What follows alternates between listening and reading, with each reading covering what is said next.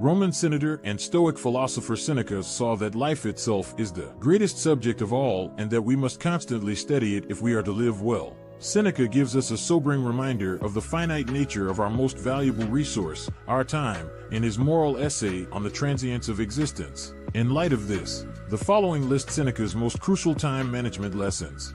Consider time to be a valuable resource. Seneca asserts that although individuals are prudent when it comes to protecting their own property, they are most careless when it comes to wasting time, the one area where being stingy is appropriate. Seneca warns that although time is perhaps our most valuable and finite resource, we fail to regard it as such. Envision strolling down the road and witnessing an extremely wealthy man carelessly discarding his wealth. You would undoubtedly consider that individual to be nuts. But on a daily basis, we witness ourselves and others waste something considerably more precious, our time.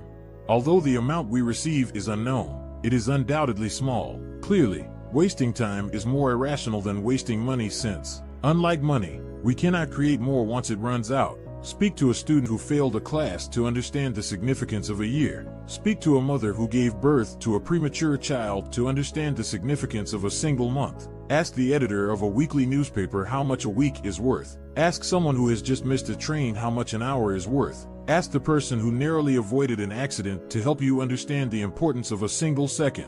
And ask the Olympic silver medalist about the significance of a nanosecond. We don't know how long we will live on this planet, but one thing is for sure, it won't last forever. While property and money can fluctuate based on our hard work and luck, time is something that never changes. Time wasters and those who believe time is cheap eventually meet their demise since, when used wisely, time can be an amplifier. Spending thoughtlessly, it becomes an ongoing source of regret.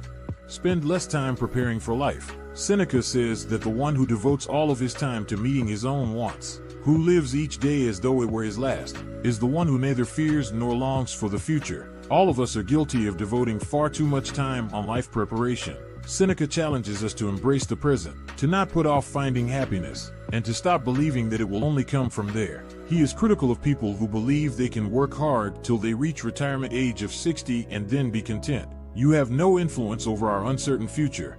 It's possible that the future you're striving for will never come to pass. Our hectic schedules and anxieties about the future cause us to frequently lose sight of the now, letting time fly by without our awareness or appreciation. We eventually come to understand how brief and precious life is when we are elderly and lying in bed, and we are left feeling guilty for not savoring every moment of it while we still had the chance. Seneca likens the passage of time to an intermittent, flowing stream. Would you not drink as much as you could from a trickle of water if you were dying of thirst in the midst of a desert and you had no idea when it may stop? We should make the most of the present by using as much of our time as possible. Much like water, you should plan for your 30s, 40s, 50s, and beyond. But don't let them rob you of the priceless present. Choose to live in the now because you only have one chance to live it, 1 minute at a time. Live your own life. Seneca once said, "You must not think a man has lived long just because he has wrinkles and white hair. He has only existed for a long time, not lived." Everybody has dreams for their life, whether it's a dream home, a dream career, a dream relationship, or a dream vacation. However, most people never even come close to realizing these dreams because they are forced to settle for a job they detest in order to make ends meet or a partner they pretend to love in order to avoid being alone. Everything that's thrown at you, and there's a lot of stuff thrown at you in this world these days, is simply throwing you around. Then, we deceive ourselves into believing we don't have enough time to try out new activities. It's always your option to be busy. The biggest diversion from life is being preoccupied with things we dislike. Every day we glide through life, doing our responsibilities but failing to take care of ourselves, confusing the doing with the being. Putting money into building a life you love to live is the finest use of your time. Ask yourself these questions if you're unsure of what you want or what you love. What could I do with additional time on my hands? Alternatively, what one thing would I alter about myself or the world right now if I could? You can come to the realization that you want to take up a new pastime, become in better condition, or change careers. You might begin by rising early and making the most of the extra hour to engage in your favorite activities. Time is valuable and is running out for each and every one of us. You will spend a greater portion of your life trying to realize someone else's goal the longer you put off starting changes. Premeditatio malorum in practice. Seneca teaches us that life continues even when we waste time worrying and putting things off. Premeditation is the result of the former party winning a battle between their long-term commitments, such as creating a sales report or editing this video, and their short-term desires, such as doing nothing and wasting time. This is known as time inconsistency in psychology. The human brain has an extremely antiquated bias towards the present, even if most of us believe that working meaningfully for years is more essential than just hanging around. Seneca, however, offers us a very practical and easy solution to combat this. It was dubbed premeditatio malorum by the Stoics. This is based on the premise that you should consider all possible outcomes before acting. It's a type of negative vision, and after you've located the issues or diversions, you may plan ahead and create around them. You can avoid the attraction of transient impulses by recognizing distractions in advance and then, in reaction, establishing an appropriate time, place, and beginning point. You are 2 to 3 times more likely to follow through if you plan ahead and schedule whatever it is you want done. Make long-term gains instantaneous. Postponing things is the greatest waste of life. To use Seneca's words, every day it steals away, promising us the future but denying us the present. Expectancy stands in the way of living the best. The urge to put things off is strongest in the early hours of the workday. The pull of finding an excuse to do something easier is incredibly great. Even if you've cleared your mind of all distractions and are prepared to start working at 8 a.m., as you'd planned, the most difficult task is figuring out how to make that initial effort more bearable. Here, expectation is crucial. When we desire to put off doing something we know will benefit us, we yearn for it. That is the difference between immediate gratification and sustained reward. The lack of an expectation of an instant benefit is the main reason why starting something is sometimes so difficult. Years may pass before the award arrives. On the other hand, you give yourself a strong incentive to begin if you combine your work with the hope of receiving a reward right away. As an example, you can arrange a deal where you are restricted from watching YouTube until a certain amount of work is completed if you use it as a means of procrastination. In this way, you are rewarded for finishing the tedious task with something attainable.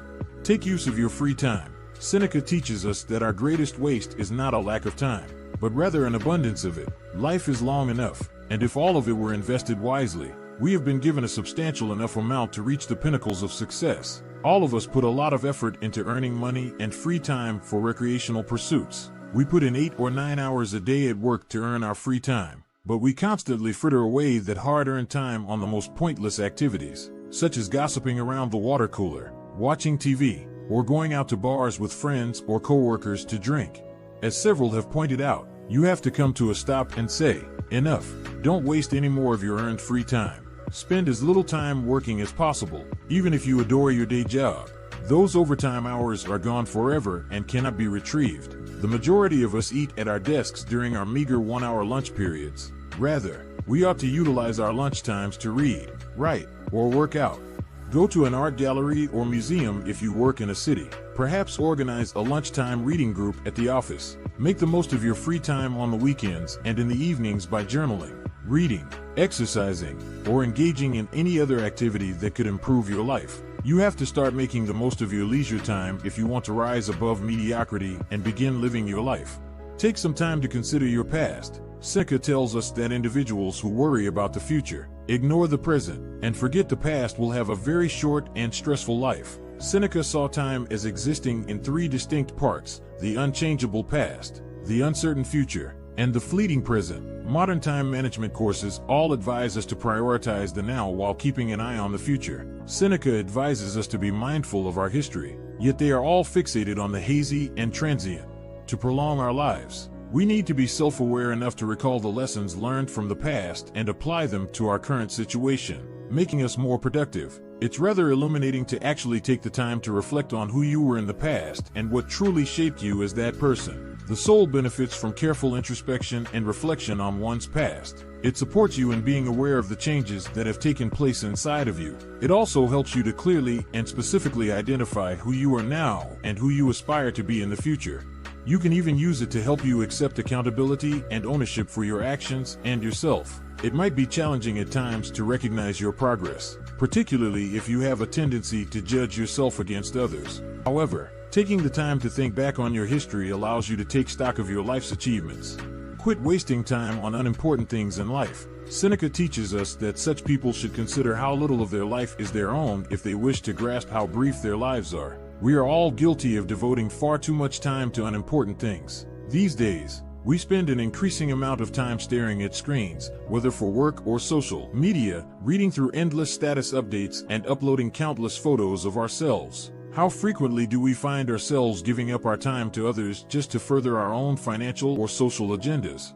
Playing a pointless video game on the side is a waste of time that you could be using to practice, learn a new talent, or educate yourself with books, art, or music. With regard to social media, the same is true. Similar to other flexible types of entertainment, social media is made with the intention of taking up your time.